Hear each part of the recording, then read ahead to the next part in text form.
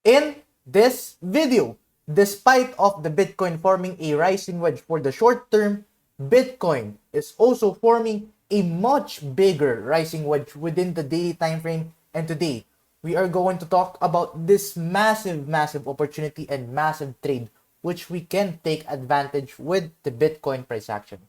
Well, stay tuned to know more. Even when you feel low, you can still go. Even when you feel slow, you can still go. Even when there's no hope, you can still go. I never answer to no, man, I still go.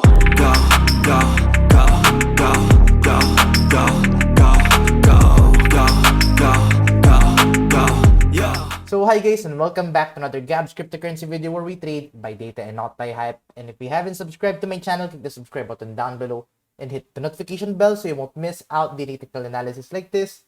And before we start this video, kagabi guys, nagpamigay ako ng free $100 or 100 USDT sa ating iba't ibang social media sites. So as much as possible, if you don't want to miss ito mga surprise giveaway ko na binibigay ko across different social media channel, all you have to do is just to search my social media accounts dito sa description down below. Just check out for my social media pages such as yung Instagram, TikTok, Discord, and Facebook, Telegram. Lahat doon ipopost ko yung ating mga giveaway if ever na meron tayong mga giveaway. And of course, exclusive yun doon. Hindi natin siya i-announce sa iba't ibang platform. Depende na lang kung ano may mapapagtripan natin.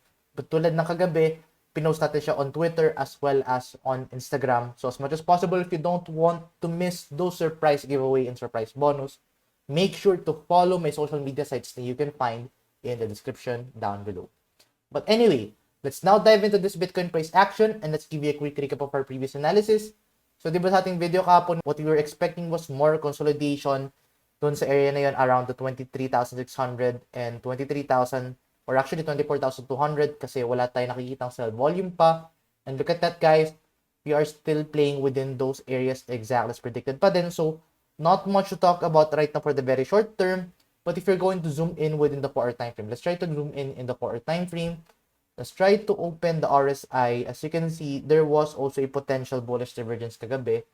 In the 15-minute time frame, there was a bullish divergence which we actually traded sa ating Telegram. So as you can see, that was a bullish divergence. The price was declining while RSI was increasing. So that was a very good swing trade for the very short term and we took advantage of that. But as you can see right now, we are not yet seeing any clear opportunities within the 15-minute time frame.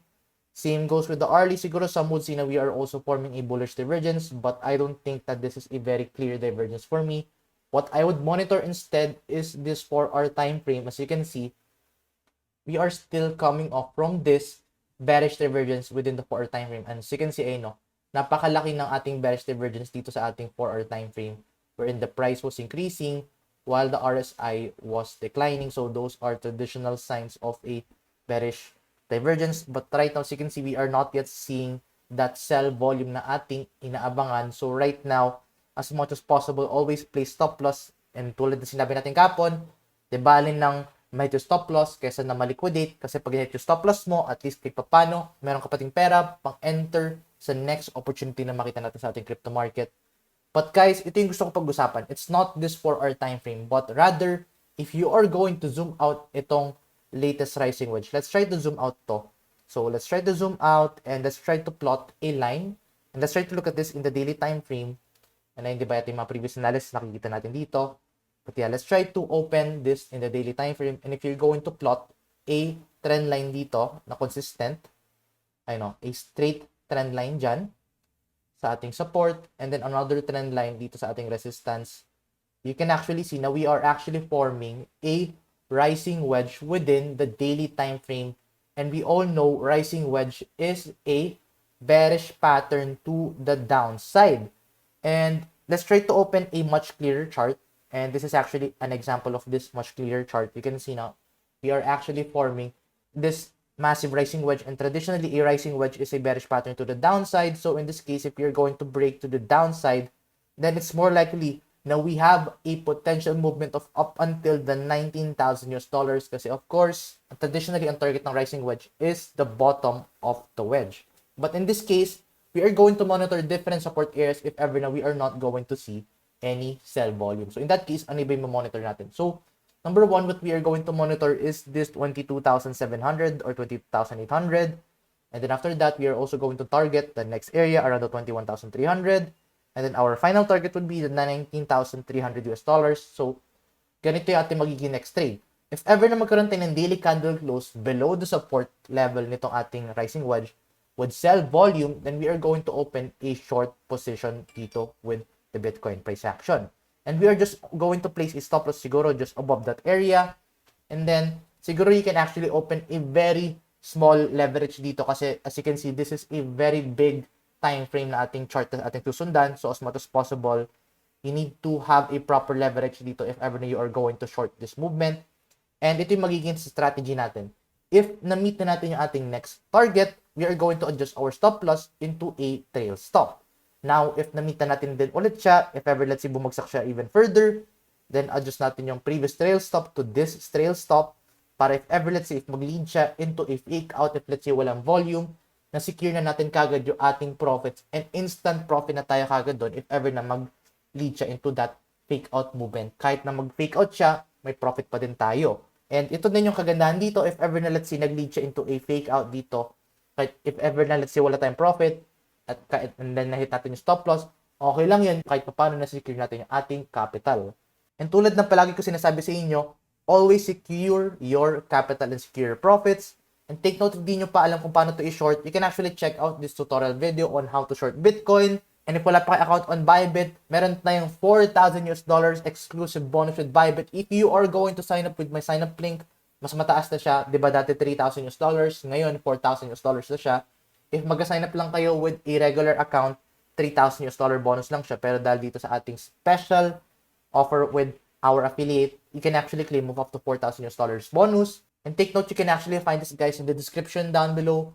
And take note guys, ito din yung finally na gusto ko din pag-usapan within today. Kasi as you can see, di ba meron tayong rising wedge. But if you're going to open the MACD, we are also forming a potential bearish cross sa ating MACD. Now, the MACD is actually not accurate when it comes to the weekly time frame kasi usually sa ating weekly time frame, yung MACD cross, hindi siya nag-indicate na talagang move. Rather, yung momentum niya, yung talagang nagsasabi ng talagang pinaka-move. But as you can see, in the daily time frame, doon actually mas accurate yung ating MACD. Kasi look at this, every time na nagkakaroon siya ng cross, doon siya nagkakaroon talaga ng totoong movement na talaga nagkakaroon ng effect sa ating crypto market. Ito din, nagkaroon siya ng bullish cross, umakyat siya. Same goes dito, nagkaroon tayo ng bearish cross, ayun o, dito siguro, ayun o, bearish cross, saka bumagsak yung ating Bitcoin price action. But not all the time na nagiging effective to kasi as you can see, there are also times na nagkaroon ng bullish cross but that did not lead into a bullish movement. So, siguro just a quick hint lang na may potential movement tayo to the downside following this MACD and there's a high probability na we are actually going down dito sa ating Bitcoin price action because of this MACD cross. And take note, MACD is not always accurate, but at least it can give us an idea on what can we expect for the coming days to come if ever na we are going to break to the downside following this latest MACD movement. But anyway, ayun muna siguro update natin for the time being. Hopefully, nabigyan kayo ng idea on what to expect and at least kita pa na may idea tayo if 19,000 US dollars is possible. And for now, it's actually looking like it's very much possible to see a 19,000 US dollar Bitcoin. And yeah, siguro muna update natin for the time being. If you find this video useful and informative, please give this video a like and I'll see you guys in the next video. Bye-bye for now.